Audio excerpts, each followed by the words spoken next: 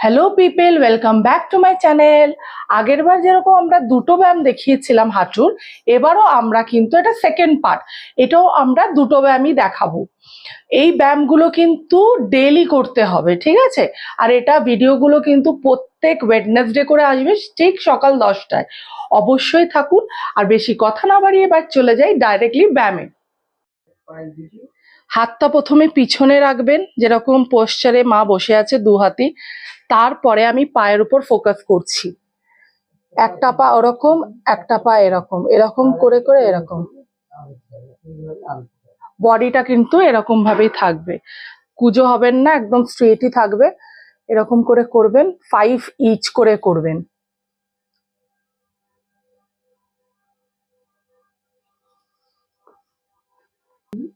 তারপরে হয়ে গেলে ব্যায়ামগুলো, তারপরে এটা ঝাঁকিয়ে নেবে পাটা।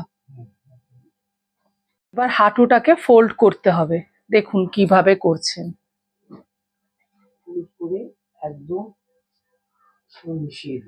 একদম মিশে গেছে, দেখতেই পাচ্ছেন।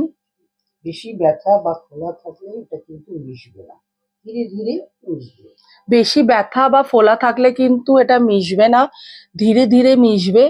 আপনারা প্রেশার দিয়ে কিন্তু মেশানোর চেষ্টা করবেন না। মা কিন্তু আগে এত অবধিও আনতে পারতো না, এখন কিন্তু অনেকটাই এনে ফেলেছে। আবার আস্তে করে ছেড়ে দেবেন। আবার ওই পাটাও সিমিলার ভাবেই করবেন।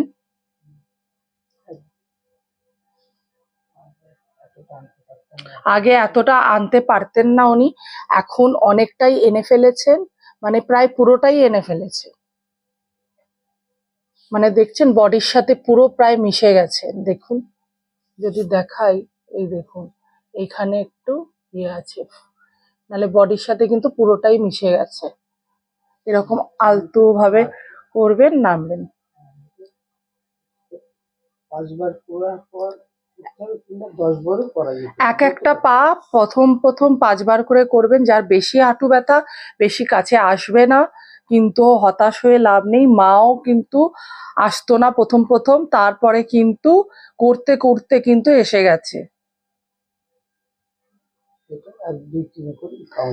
1 2 3 করে মোটামুটি 5 সেকেন্ড প্রথমে করবেন, তারপরে ওটা বাড়াবেন। দেখবেন একটু একটু ব্যথা লাগবে, কিন্তু পরে কিন্তু আস্তে আস্তে সব ঠিক হয়ে যাবে। দেখুন এবার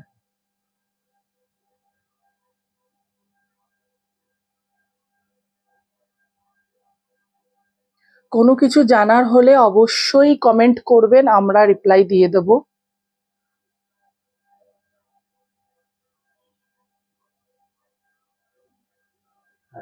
তারপরে ওইটা যখন ওভার হয়ে যাবে, ওই এক্সারসাইজটা এরকম পাটা একটু শেক করে নেবেন, তাহলে পায়ে যতটা লক থাকবে সেটা খুলে যাবে, তাহলে হাঁটতে প্রবলেম হবে না।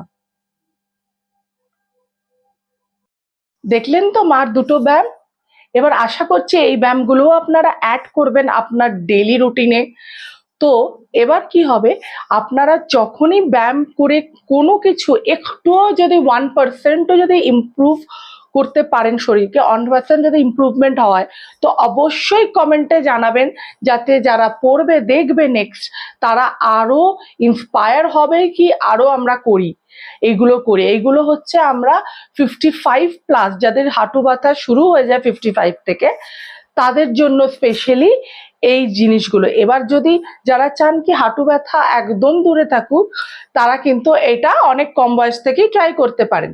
একটু ব্যথা হলেই এই ব্যায়ামগুলো করবেন, দেখবেন খুবই ভালো আছেন।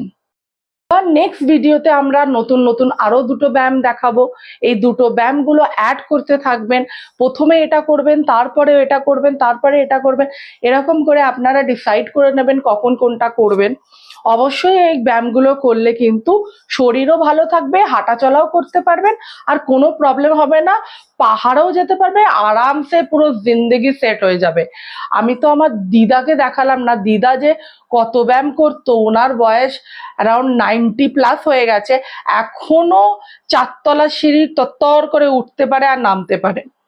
এই ভিডিওটা ভালো লেগে থাকলে তো অবশ্যই লাইক করবেন, শেয়ার করবেন আর সাবস্ক্রাইব করবেন। And thanks for watching.